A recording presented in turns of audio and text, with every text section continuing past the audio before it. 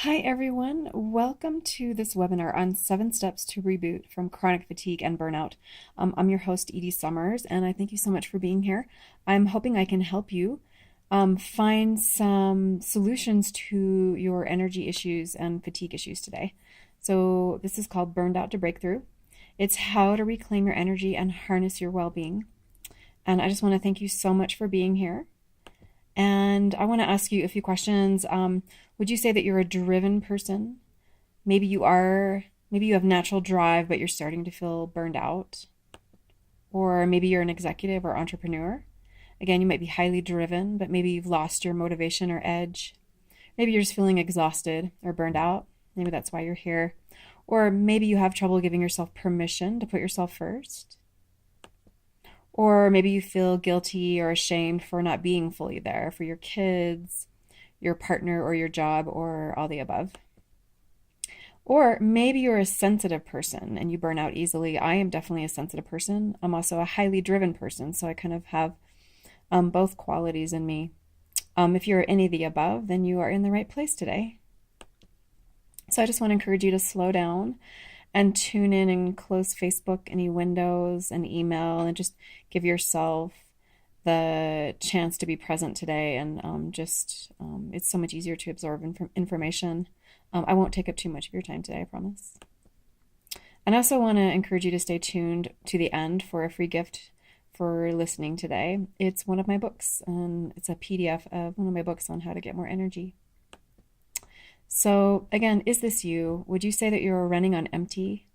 Maybe you're sleep deprived. We're definitely going to be talking about sleep. I actually talk about sleep a lot in my course that I'll mention a little bit in here. But maybe you're feeling sleep deprived, or maybe running on empty, or you might feel bottomed out, or maybe you feel pulled in too many different directions, or maybe you're just exhausted or moody or wiped out. Now, I'm only touching a little bit on this in this webinar and course, although I do work with people with CFS on Facebook. You can join us in Chronic Fatigue Coach. That's a private group that's free. Or there's also my page, Chronic Fatigue Support.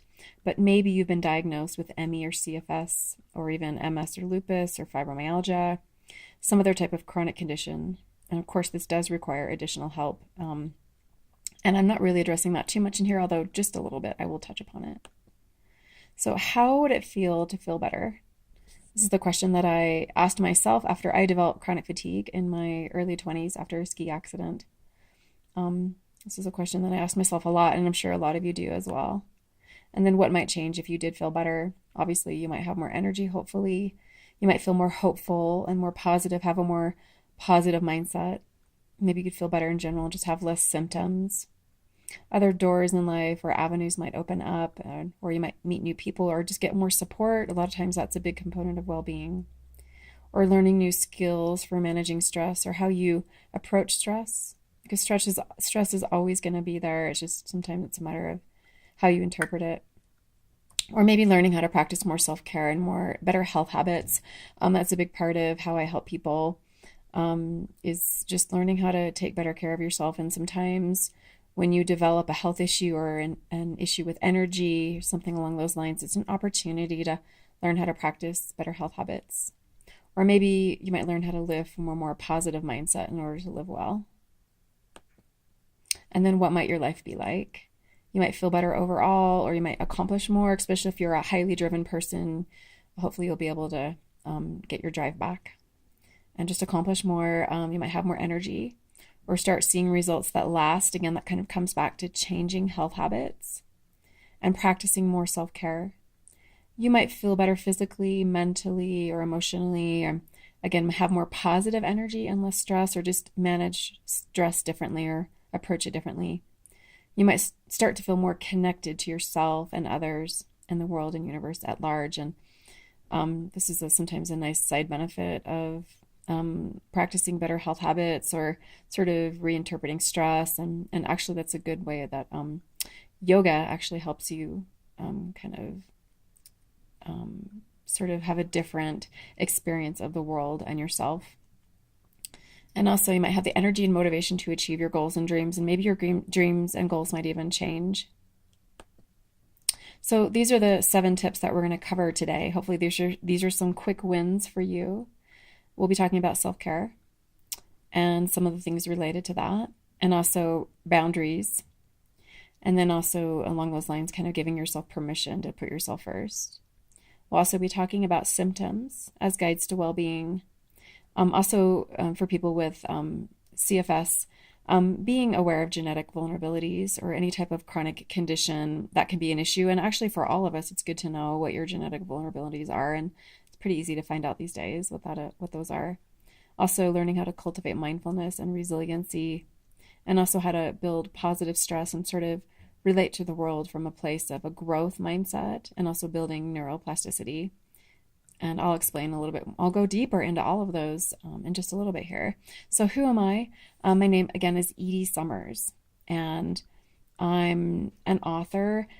And I've written several books, and one of them is called The Memory of Health, which took me 10 years to write. And it details my journey with developing chronic fatigue in my early 20s. And then I'll tell you a little bit more about that coming up here soon. I do have master's level training in health psychology and also wellness counseling and coaching. I was certified by Well Coaches as a wellness coach. It's probably the premier certifying body for wellness coaches in the world. And I also describe myself as having positive recovery from CFS. I'm also a former executive. I've worked for several startups, including a health, fitness, and wellness tech startup where I was the chief content officer. I'm also a public speaker and a certified yoga instructor. So in the course, I'll be telling you a little bit about, I do offer, in addition to live coaching, both for the group as a whole and individual coaching. I will also have yoga videos in there, and I teach yoga locally. And I also teach other fitness classes like barre and ballet and dance and strength and aerobics and things of that nature. And I'm also really passionate about empowering you to be well so that you can reach your full potential. That means a lot to me. I'm big on reaching potential. And so anything that might get in the way of that is really, really bothers me. So I'm really big on helping people achieve their full potential, no matter where they might currently find themselves stuck or struggling. So really quickly, this is a picture taken a couple years after my marriage dissolved, and it was a marriage that was quite abusive, and there was a lot of domestic violence in it. I didn't have good boundaries at the time, obviously, and I got quite sick in my marriage, and then I was sick for a few years afterwards, and this is a picture taken around that time. You can kind of see the inflammation in me. And this is when I worked for the startup where I was the executive. Smash On, and we did a campaign, and I really love the campaign Create Each Day Anew, and that kind of ties in with the idea of mindfulness and also transformation, sort of allowing yourself to renew in the moment. And you can renew your energy, I believe, and also your mindset in the moment, and then where that leads you. If you can stay present, the more you can stay present, I've learned, the more you can transform your health and well-being, and also just your life in general. And again, this is my book that I wrote. It's called The Memory of Health, and it took me 10 years to write. And it was a labor of love, and it's chock full of information on what might cause chronic fatigue and CFS, and how to create more energy, and has tons of resources in it and links. And it is available in my course, both as a PDF and a book. And also, this is another one of my books I wrote on a break from grad school. And this is the book you're going to get at the end of this course as a PDF. And I'll give you the information how to get this book at the end. It really dives deep into what's known as the relaxation response. This is the opposite of a stress response, and it's how your body starts to heal. The more you can get yourself and your nervous system into the state, the easier it is to heal. And I just want to say that if I can change, so can you. I know that sometimes change, sometimes when we're not feeling well, or we have low energy, or some other type of health or wellness challenge, we kind of know on some level that we have to change something. And it's not always about changing things. Sometimes you're dealing with genetic vulnerabilities as well. But I just want to say that the part that you have control over, if I can do it, I know that you can too. And so I just wanted to remind you of that. It is absolutely possible to change your life and change health habits and practice more self-care. And also, we're just reminding you that, that you have that internal power. And so much about coaching people is building that confidence. That's what's called self-efficacy. just knowing that you can do it internally. And you can learn self-efficacy, you develop it by having role models, seeing other people do what you want to do, and then having those types of experiences yourself and getting some success and positive experiences under your belt. So let's dive deeper into these 7 tips to harness more energy, and hopefully these are some quick wins for you. So we're going to dive deeper into one each at a time. So the first one is self-care, and this is really tied into health habits. So health habits are self-care, and sometimes they're really painted as glamorous, like on Instagram and Facebook, but it really is just kind of the things that you do on a daily basis to take care of yourself. And oftentimes, again, when you have some type of health challenge, you have to learn how to show up for yourself more. So that really, it does make a difference though in energy. It's just basic self-care, and sometimes you have to step it up and sort of figure out what's going to work for you, but it can make a huge difference in how you feel in terms of energy levels and helping you bounce back from burnout and feeling exhausted. And of course, these are huge topics, and I explore them in my book, The Memory of Health, and also the book that you're getting for free at the end today, Self-Coach Your Way to More Energy. I do talk about self-care in there as well, and also in one of my groups, my courses, that's called, I'll tell you a little bit more about here coming up. And also part of self-care is kind of learning what stresses your body out and how to avoid them. And along those lines are irritants.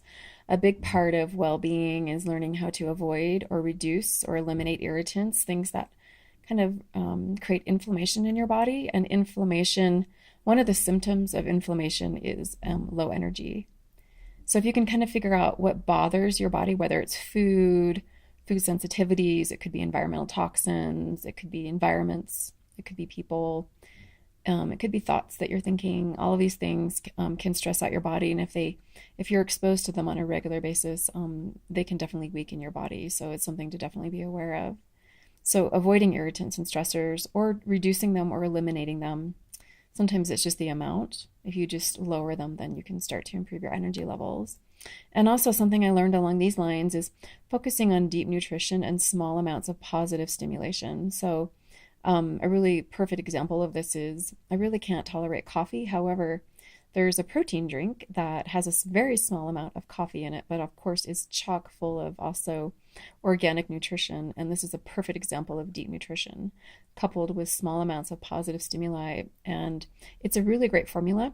And I actually talk about this in my book, The Memory of Health. There's actually a doctor who I was doing this on my own, and it turns out that he was using this as a therapeutic approach with people with CFS as well. So I go into greater detail in my book on this topic.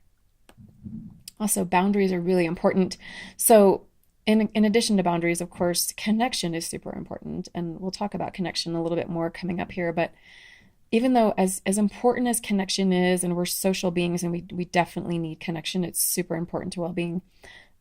We also need boundaries. And again, it's a big topic, but if you don't set boundaries with people, that can really affect your energy levels. Usually you need to set them up front with people.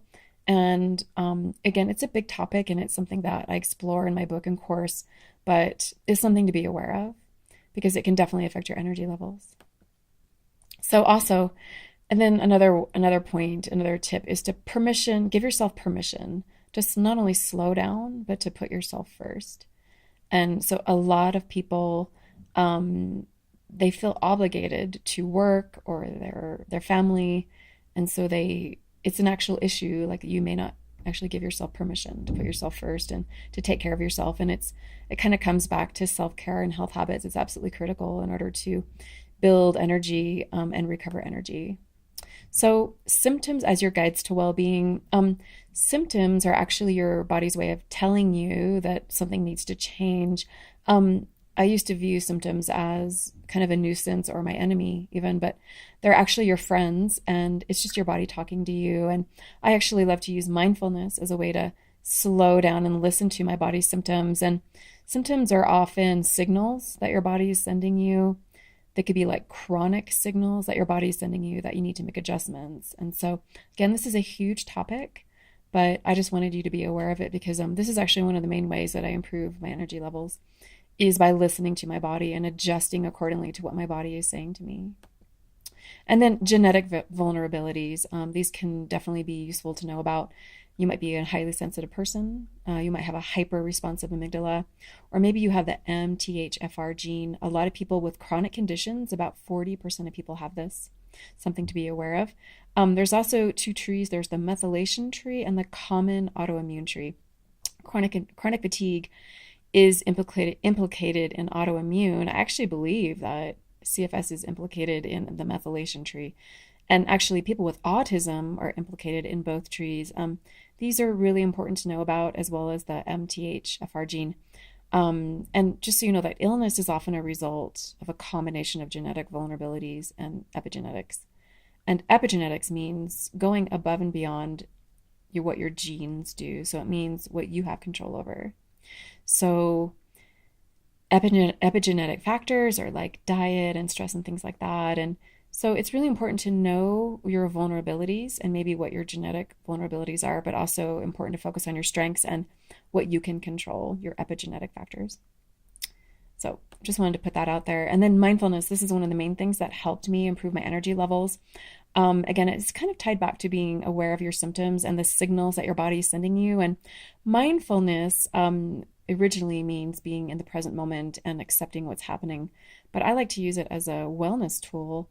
It really helps me to slow down. And, you could think of it also as being more self-aware. It helps you to slow down and just be more present and listen to your body. And it's, when you're not feeling well, or you have maybe some energy issues or fatigue issues or other issues, even pain issues or anything where your body's asking you to slow down, mindfulness is actually an incredibly powerful tool. So I highly, highly recommend slowing down and listening to your body.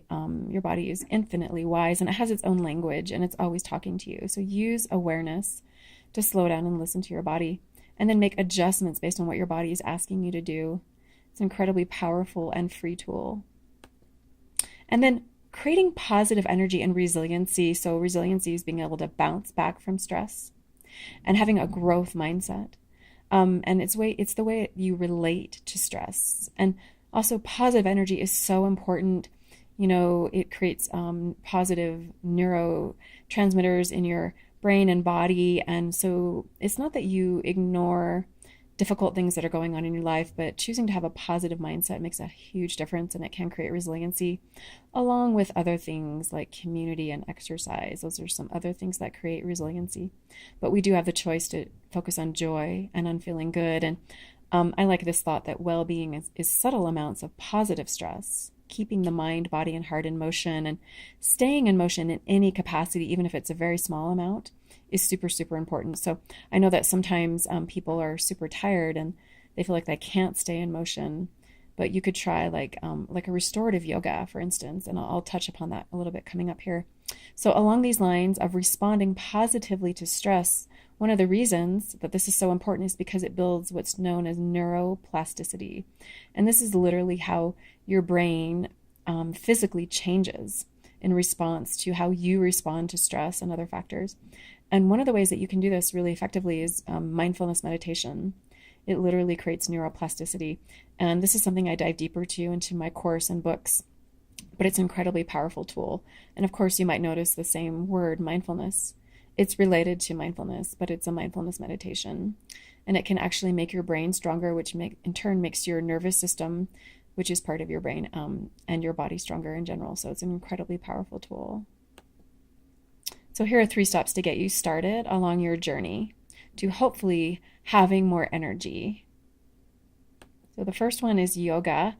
And I know a lot of people hear this and, it kind of sounds like another Instagram or Facebook suggestion, but it's actually incredibly powerful.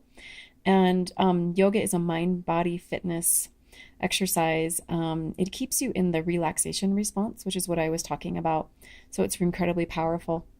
But also, even if you're feeling really exhausted, you could do restorative yoga, which is like an active rest, and it can be incredibly powerful. So I highly recommend it. And then there's mindfulness and conscious breathing, which can be incredibly powerful, which I've already touched upon. And then, of course, the power of community. If you do nothing else, I encourage you to seek out community to help you stay well. It's incredibly powerful. So I'm just going to cruise through the rest of these. I just want to tell you, I was mentioning a course. I have a private group. It's called Executive Energy. And you do get the PDF of my book in it as well as the physical book. And you also get every 3 months a one-on-one session with me or someone on my team. And I also post yoga videos. And we also talk about improving sleep and energy and brain fog. And it's a really powerful course. So you can check it out if you want to. There's also my book you get there, and as you get those sessions, you can type in http://portlandwellnesscoach.com/executive energy if you want to check it out. I hope you come check it out and join us. I do want to remind you that you are worth it and that connection is key. Loneliness is a huge factor these days. So many people are lonely, about 40% of us, and it does suppress the immune system. So again, if you do nothing else, seek out connection. It will improve your energy levels and well-being. I encourage you to take the leap. It does make a difference to have that faith and to never give up. Also do that. And to also focus on feeling good. Remember this. And I'm sorry, my phone, I think, is running out of battery here. So I just wanted to remind you that your next best step is community. And I want to thank you for listening. And your free gift for listening, like I mentioned, is this book. And you can type in this address to get it, http://portlandwellnesscoach.com, free book. And I just wanted to remind you that, again, so much about making progress is having that faith and taking that leap. So let me see if I can pull that slide up again, because I really love it. You're seeing me now there. Oh, I don't think it's going to pull up. Anyway, I just want to remind you to take that leap. It's so important. It does make a difference. And I want to thank you so much for watching. And I hope that this webinar has helped you. And thank you so much for watching. And I'll talk to you soon. Take care. Bye-bye.